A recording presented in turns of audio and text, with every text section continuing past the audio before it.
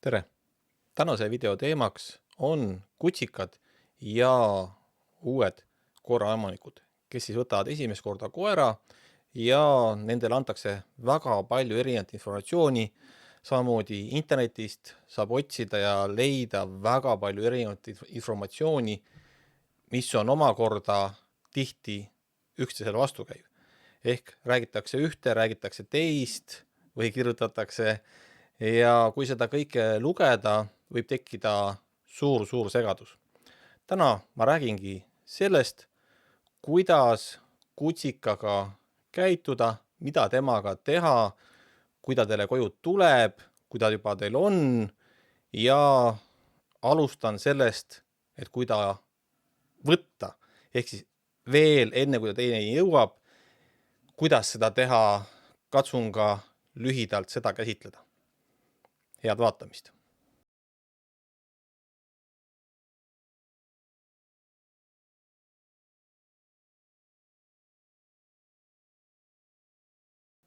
Enne kui koera võtate, tuleb seda vaatamas käia ja võimalusel mitmeid kordi. Ehk siis ennem koeraga tuttavaks saama ja ka kasvatajaga tuttavaks saama. Kindlasti ärge koera võtke suvaliselt inimeselt. Eriti kui te tahate võtta tõukoera, siis kindlasti võtke usaldusväärselt kasvatajalt, kes on valmis teid toetama, kui te koera kasvatate.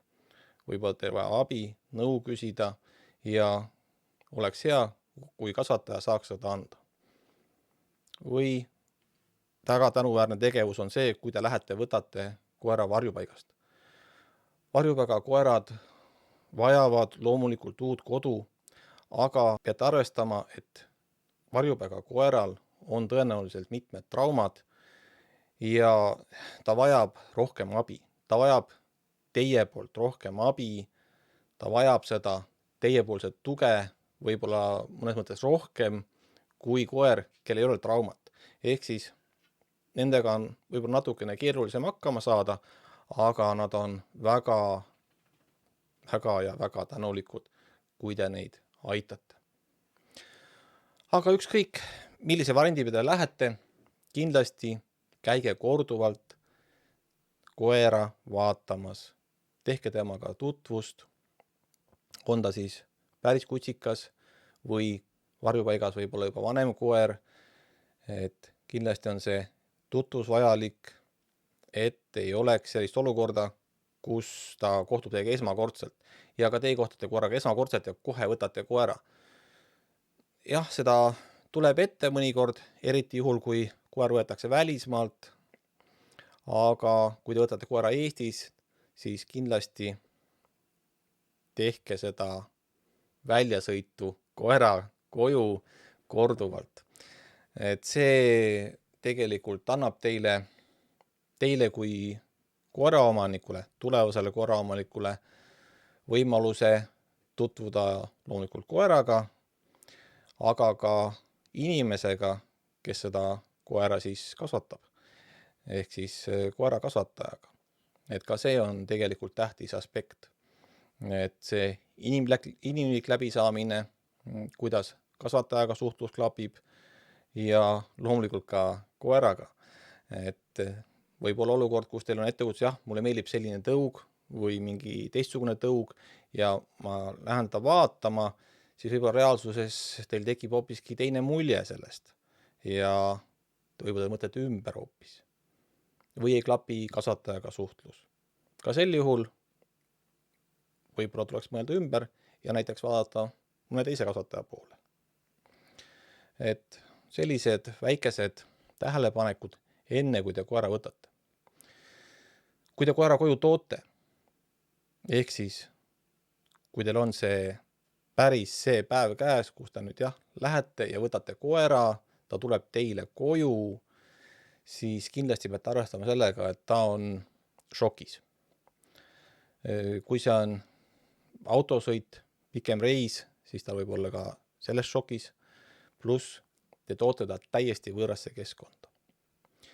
Ja ma tookski siin välja, esimese kitsaskoha, milleks on see, et kui koer on just toodud, ta on tavaliselt 2-kuune sel ajal, siis me püüame talle anda väga palju tegevust, kõik tahavad temaga suhelda, ta on armas väike kutsikas ja siin me tegelikult võime teha endale väga kergesti karuteene.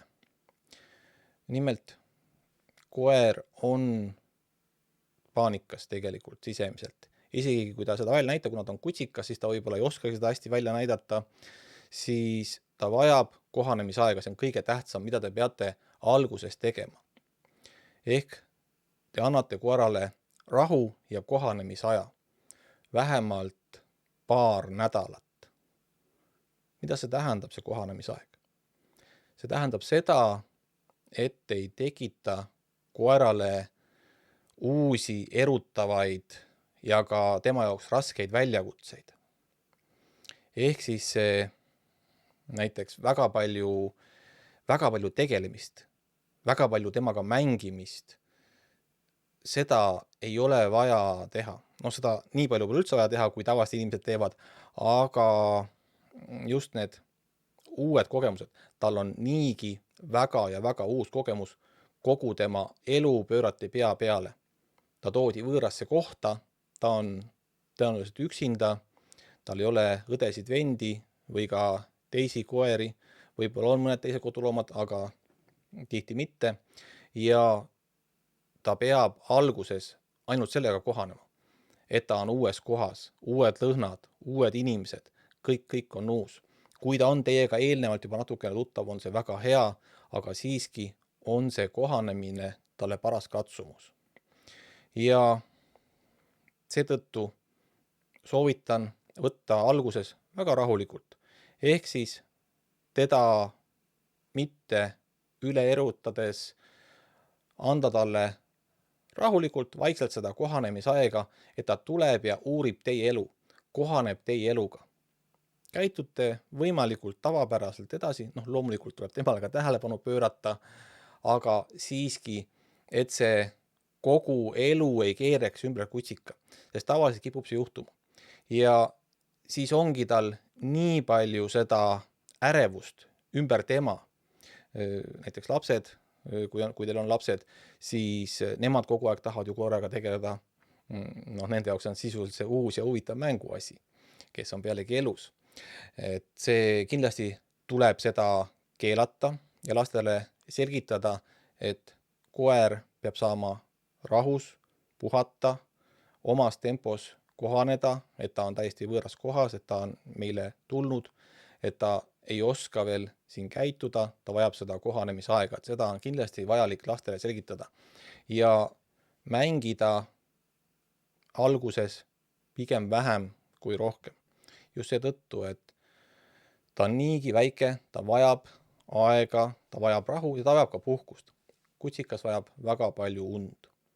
Seetõttu võtke esimestel nädalatel väga rahulikult ja see on teie edu alus, kui te koera edaspidi kasvatate. Ehk siis teie koer on teie koduga kohanenud, ta teab, kes seal on, millised inimesed on, ta tunneb neid inimesi, nad ei ole tema jaoks hirmutavad, ta on nendega harjunud. Kui teil tekib olukord, et tulevad külalised, et kas või tulevad kutsikat vaatama, siis sama lugu võib olla olukord, kus see on koerale väga hirmutav. Lihtsalt koera kohale kummardamine, peale minek. Tema on väike ja suur inimene kummardab tema kohale, võib olla väga hirmutav ja kutsikal võib tekkida kartlikkus. Ainuüksi sellest ühest korrast isegi. Seetõttu, kui te kutsikale kedagi tutvustate, las see inimene kükitab. Siis ei ole see nii hirmus ja ta ei kummardu koera kohale, vaid tema ette ja muudab ennast väiksemaks. See on hästi tähtis aspekt. Kui nüüd koer on teil olnud mõned nädalad, kuu, siis loomulikult te jalutate temaga. Ja Teile öeldakse mõnikord, et koeraga tuleb hästi palju jalutada. Ta vajab hästi palju liikumist. Aga ma tahan teile siinkohal öelda, et see informatsioon ei ole päris tõene. Milles on küsimus?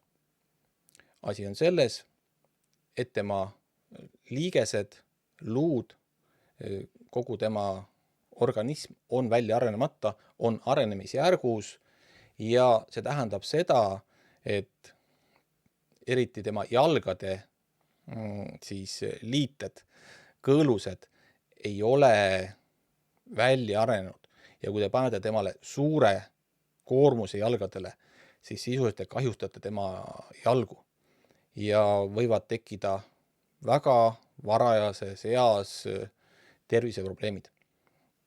Ehk siis ärge jalutage liiga palju, et see on tavaline viga, mida tehakse, jalutatakse üle, joostakse üle, jalutatakse üle, et koer tuleb, ta on seal paarikuune, ka 3-4 kuune ja temaga tehakse mitmekilomeetrised metsaringe. See on tohutult tervist kahjustav tegevus. Jah, ütlen veel kord, see on tema tervisele ohtlik. Te võite talle peale panna sellise koormuse, mida tema ise tahab. Ehk kui teil on oma aed, siis ta läheb ja mängib seal, mängib omaette või mängite teie temaga natukene, mitte väga palju. Ja see on enam-vähem piisav. Siis jalutada temaga seal, ütleme, 10, võib-olla 20 minutit, kui ta on natukene suurem juba. See on kõik. Kui te lähete temaga tunnisele või 2 metsaringile, siis tegelikult ta ei ole selleks võimeline. Tema füüsis ei luba seda talle, aga loomulikult ta käib teiega kaasas ja teeb kõike kaasa, aga see tegelikult võib olla tema tervisele kahjulik. Seetõttu ärge koormake koera üle. Siis me jõuame sellisesse punkti nagu mängimine. Esiteks ma ütlen, kutsikaga ja koeraga mängimine on oluline tegevus, aga juhtub ka siin seda olukorda, kus pingutatakse asjaga üle. Ehk siis mängu on liiga palju. Ja millist mängu? Mängu, kus visatakse asju. Asjade viskamine võiks olla selline mäng, mida ei mängita. Teie eesmärk peaks olema panna koer mõtlema, kasutama oma nina. Ehk siis tehke erinevaid otsimismänge, mõtlemismänge. No mõtlemismäng on selline mäng, kus ta kasutab ka oma nina. Näiteks, kui ta otsib, siis ta ka mõtleb. Ehk ta üritab midagi leida, ajab nii-öelda jälge, põhimõtteliselt otsib asja mingi lõhna järgi, kas või oma mänguasja. Et see on kõige lihtsam mäng, mida temaga teha saate ja see on ka kõige kasulikum temale. Kui te lihtsalt tegelete koerale palli viskamisega, siis see ei ole koera jaoks mäng. Ja sellest pidevast palli või mingi eseme loopimisest võivad tihti tekkida mitmed käitumisprobleemid. Seetõttu tehke mänge, mis ei sisalda loopimist või kui, siis vähesel määral. Et see annab selle võimaluse teile, et teie koer ei ole muutunud ärevaks. Pallimäng tõstab ärevust väga palju. Ja meil pole vaja koera üle ärritada.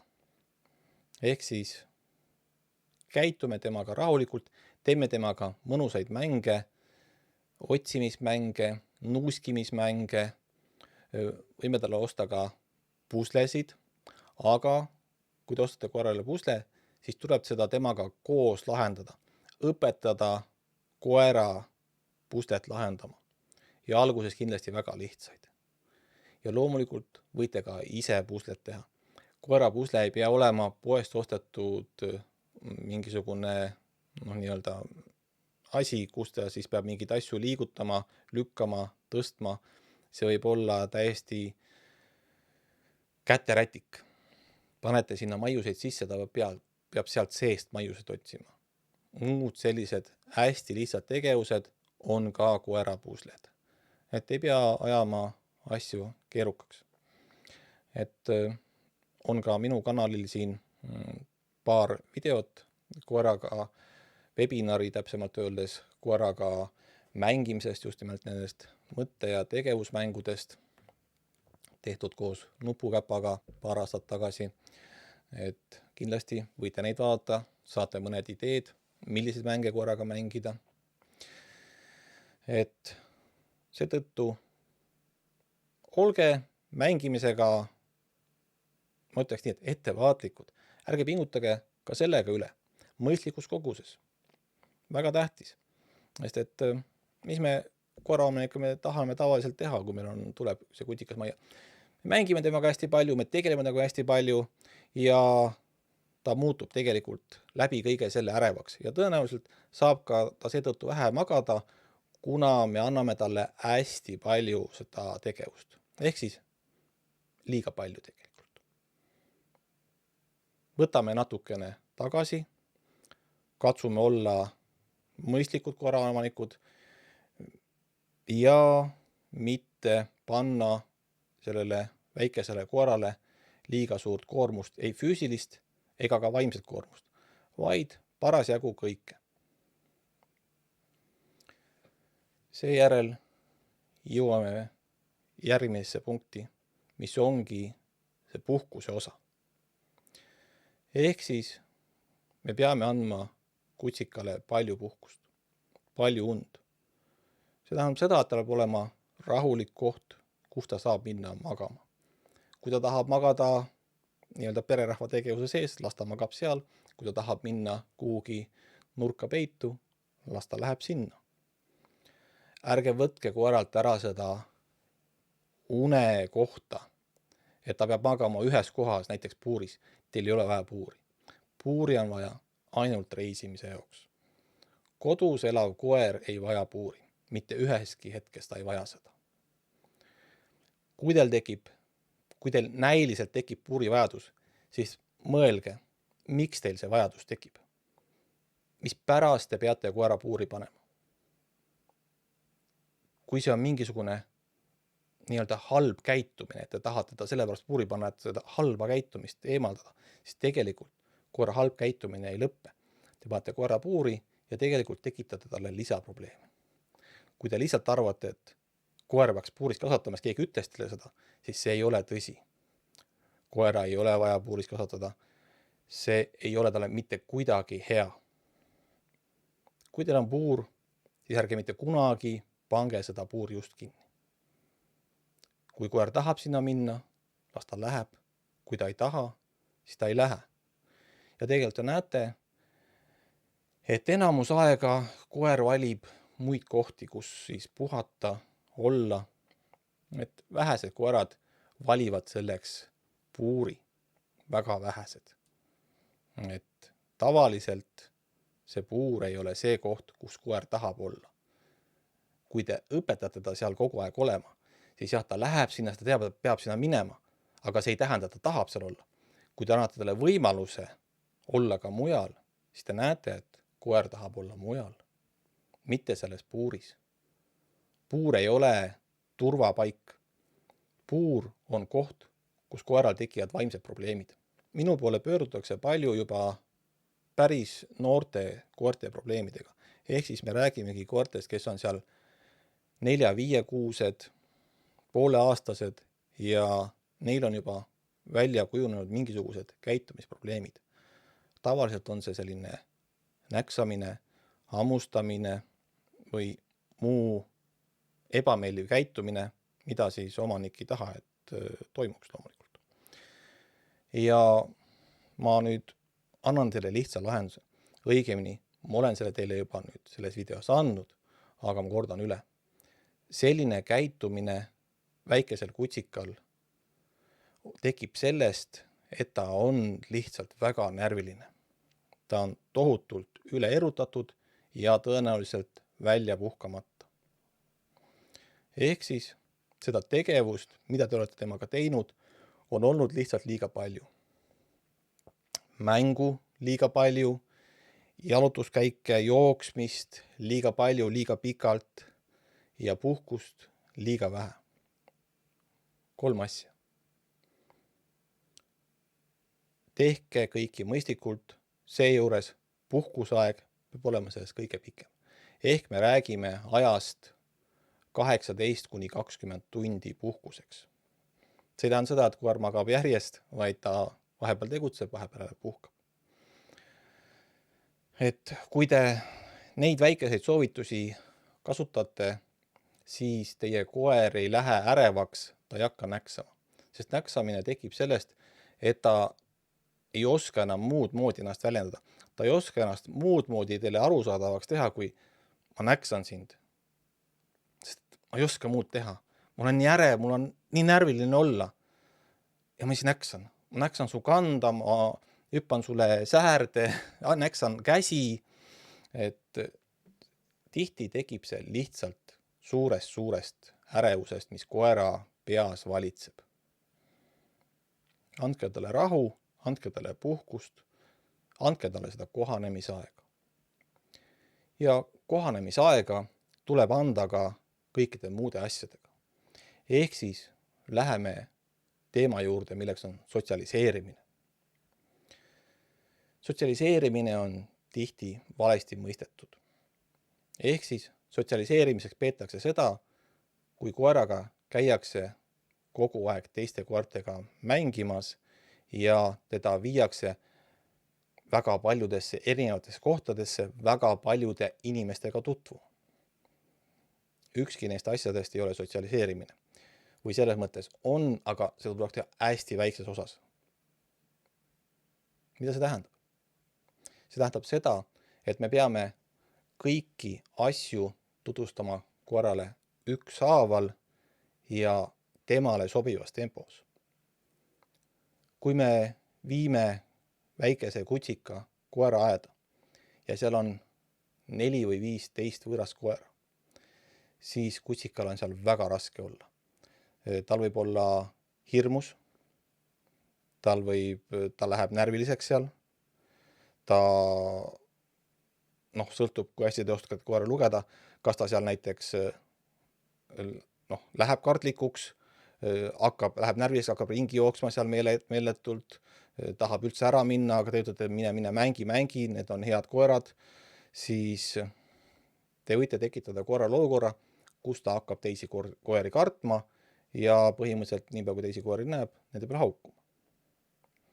Või natukene parem variant on see, kui te väga palju teiste koertega kogu aeg mängite, ka kõigi vastu tulevate koertega, kes teie peale vastu tulevad, siis nende väärtus läheb väga suureks ja iga kord, kui ta koera näeb, tahab ta nende poole minna.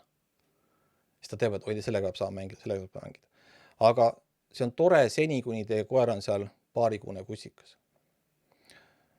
Kui teie koer on seal natukene suurem, siis tahate temaga lihtsalt jalutada meeldivalt, aga tema reageerib kohe, kui teist koera näeb. Ja see tuleb lihtsalt sellest, et te alguses õpetasite talle käitumise. Näed koera, torma peale. Ma lasen sul sinna minna. Väga lihtne põhjus. Kui te ei oleks seda väiksena teinud, poleks seda probleemi tekkinud. Ja sotsialiseerime teised aspektid. Ehk siis viime koera tavaliselt liiga äkki, liiga raskesse olukorda. Ehk siis me viime ta liiga paljude inimestega kohtuma, me viime ta liiga mürarikkasse keskkonda või mõnda muusse väga keerulisse keskkonda, kus tal on liiga palju lõhnu, liiga palju neid hääli, kõike liiga palju kõiki asju vaadata. Et koerale piisab ka sellest, et kui ta läheb tänaval ja ta näeb mingit asja, mis talle ei meeldi, on see mingisugune ese, mingisugune auto, mingi muu asi, rattur. Kutsikas tegelikult ei tea, mis see on. Ja kui te näete, et ta jääb seisma, siis las ta seisab, las ta vaatab seda. Kui te hakkate teda edasi tõmbama, et tule, mis sa seal seisad, siis te tõenäoliselt tekitate koeras hirmu. Ta ei taha selle olukorra poole minna, aga te sunnite ja ta hakkab seda kartma. Ja sellest tekib tulevikuks väga mitmeid probleeme. Sõltub, mis asjad või esemed või inimesed, mingid muud asjad, olukord need on, mida ta kartma hakkab, aga ärge tehke seda. Laske tal kohaneda kõikide asjadega temale sobivas tempos. Sest et probleem on milles? Me tihti ei oska hinnata, mis on koera jaoks hirmus ja mis ei ole. Meie oleme harjunud igapäevaste asjadega. Tema ei ole. Me oleme harjunud, et ratturid sõidavad või autod liiguvad või inimesed mantlites, jopedes ja kaabudes liiguvad. Koer ei ole. Koer vajab iga selle asjaga rahulikult tuttumust ja just nimelt sellist tuttumist, mis on tema jaoks ohutu. Kui me sunnime ta mingisse olukorda minema, siis väga tõenäoliselt saavutame me kartlikkuse. Ja kartlikkus on paljude probleemide alguseks. Kui meie koer on julge, enesekindel ja ei karda neid igapäeva asju, siis me oleme paljud probleemid juba ennetanud. Aga kui me selle sotsialiseerimisega ebaõnnestume, siis me peame hakkama tegelema sellega hiljem, kui koer on vanem, seda kartlikkust eemaldama, harjutama teda uuesti kõikide nende asjadega. Seejuures tuleb meil teha hulga rohkem tööd. Ehk siis me peame alguses ta harjutama mitte kartma seda asja, mida ta kutsikana õppis kartma. Kuigi me tegime seda kogemata, juhtus meil see, aga koer ikkagi kardab. Siis nüüd me peame õpetama ta ümber ja siis uue käitumise peale. Ehk meil tuleb teha topelttööd ja see võtab oluliselt rohkem aega, kui siis, kui me oleksime seda kohe alguses väiksena teinud õigesti. Sest et eks see asi kipub olema nii, et mis ta õpib kõige väiksena, kõige esimesena, see jääb kõige paremini talle külge. Ja ümberõpe võtab paratamatult rohkem aega ja rohkem vaeva, nii teilt kui koeralt. Ja enne veel, kui tänasele videole punkti panen, tooksin sisse koera õpetamise teema. Ehk siis, mida ja kuidas koerale õpetada. Ma soovin teile öelda väga lihtsat asja. Kodukoer vajab seda enesekindlust, julgust ja oskust olukordadega toime tulla väga palju rohkem kui ükskõik millist käsku. Kui ta oskab olukordadega toime tulla, nii et ta ei lähe seda olukorda ega kartma, ei hakka selle peale aukuma, ei hakka kedagi hammustama, siis te olete 90% probleemist ära lahendanud. Aga kui see olukord on selline, et te üritate koera halba käitumist lahendada koera sundimisega millekski, siis see ei ole lahendus. See ei lõpeta koera halba käitumist, vaid te surute talle peale mingisuguse teise käitumise, mis lihtsalt varjutab seda probleemset asja, mis selle koera ajus toimub. Ja niipea, kui see käsu mõju lõpeb, koer käitub samamoodi halvasti edasi. Ehk siis teil tuleb tegeleda selle probleemiga, mitte koerale käsule allutamisega. Ja siis ma tooksin välja siin paar märksõna, kui te otsite endale koeratreenerit. Eestis on väga palju treenereid, kes treenivad väga erinevate meetoditega. Aga toon teile välja paar märksõna siin, mille juures, kui neid kasutatakse, otsige endale lihtsalt mõni teine treener. Ehk siis inimesed, kes hakkavad rääkima domineerimisest, liidriomadustest, alfast, siis võetakse kasutusele tööriistad, mis on koerale kas ebameeldivad või lausa valu põhjustavad, tervist kahjustavad. Lihtne näide teile siin. Siin on poov kaelarihm. Lülitan teise kaamera peale. See on poov kaelarihm. See on täispoov, aga vahet ei ole, on ta täispoov, poolpoov, mis iganes kujul ta siis koera kaela pigistab. Kas te olete valmis omale sellise asja kaela panema ja siis seda kinni tõmbama? Kas te olete selleks valmis? Mina ei ole. Aga mis põhjusel te peaksite selle koera kaela panema? Ja temal põhimõtteliselt hinge kinni tõmbama. Siin võib mõnikord kuulda vastuargumente, kui te midagi sellisele inimese ütlete, kes sellist rihma kasutab, et ei osata seda õieti kasutada, tuleb lihtsalt õigesti see koerale peale panna ja muud sellised asjad. Koera kael on täpselt samasugune nagu inimeselt. Tal on küll rohkem lihaseid, aga seal pole ühtegi muud kaitsvat elementi.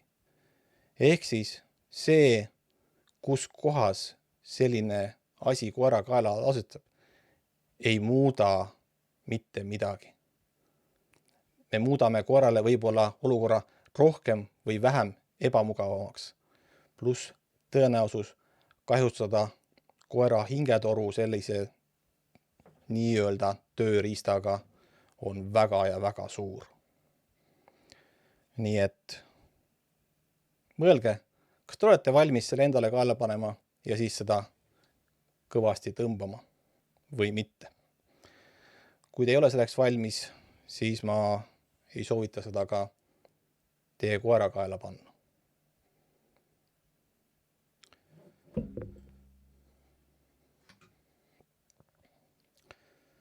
Nii et alati mõelge, mis meetoditega te soovite oma koera õpetada. Tänapäeval on olemas meetodid, mis ei ole mitte mingil kujul koerale ebameeldivust või valu põhjustavad. Meil on võimalik koera treenida meeldivalt nii, et koeral on huvitav ja meeldiv seda teha, mitte nii, et me teeme talle ebameeldivusi vahepeal. Tihti kasutatakse sellist positiivset treeningut. Kõik ütlevad, kõik treenivad positiivselt. Aga kui see tegelikult see treenimine on välja selline, et siis kui koer teeb midagi paha, siis me korrigeerime teda. Kui te kuulete sõna korrigeerime käitumist, siis on see põhimõtteliselt punalipp. Koera käitumise korrigeerimine tähendab seda, et tal on mingisugune probleem, aga me üritame seda korrigeerida näiteks selle rihmatõmbega, mingi muu sellise asjaga. Kui me teeme sellisest poovast rihmast koerale tugeva tõmbe, siis on see koerale väga ebameeldiv. Jah, ta üritab sellist käitumist siis edapidi vältida, mida me ei taha, aga see ei õpeta teda õigesti käituma, vaid ta üritab vältida seda, millest tal tegi valu, ebameeldivus. Aga me saame seda sama asja õpetada nii, et koer teaks, kuidas käituda, ilma selle rihmata. Ja see on väga suur vahe. Me ei pea sellist tööriista kasutama. See on väga ebameeldiv asi koerale.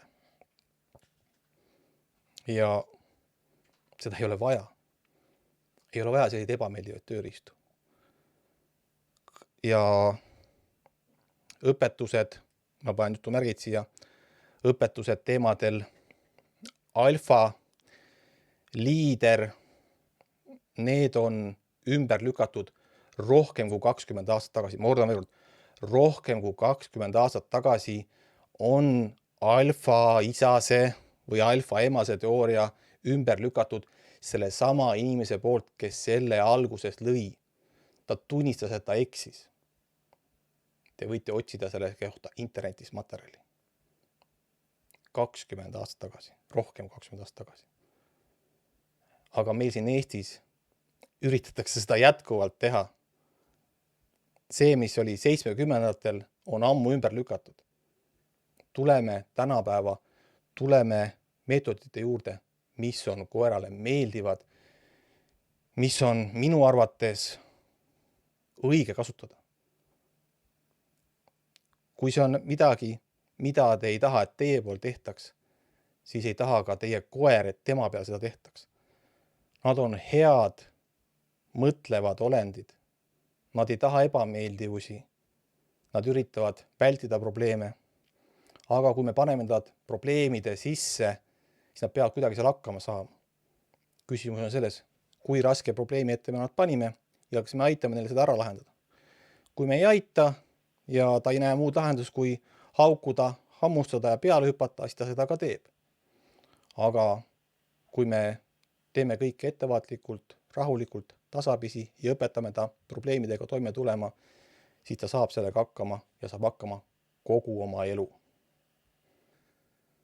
Need oleksid mõned asjad, olukorrad, mida ma teile soovisin öelda. Kordan siinkohal üle. Kui koer teile tuleb, kui teda koju toote, andke talle kohanemisaega. Ärge erutage teda üle, ärge tutvustada teda paljude inimestega. Tal on piisav kogemus sellest, mis teie kodus toimub. Tal läheb sellegagi aega. Ärge väsitage teda mängimisega üle, sest ka sellest, et tundub, et koer tahab palju mängida. Jah, ta tahab mängida, aga mõistlikult. Ärge väsitage teda mängimisega üle ega nende uute olukordadega üle. Ja andke talle palju puhkust. Sotsialiseerige teda ettevaatlikult. Tutvustage kõiki asju ja olukordi talle sobivas tempos, nii et ta ei peaks neid asju olukordi kartma. Kui te sellega saate koera esimesel eluaastal hakkama, siis te olete hästi toime tulnud ja teie koer kasvab julgeks.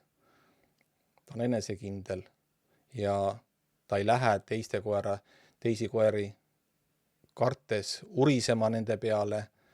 Ta ei hakka haukuma erinevate olukordade peale, et tõenäoliselt õnnestub kõiki neid probleeme olukordi vältida.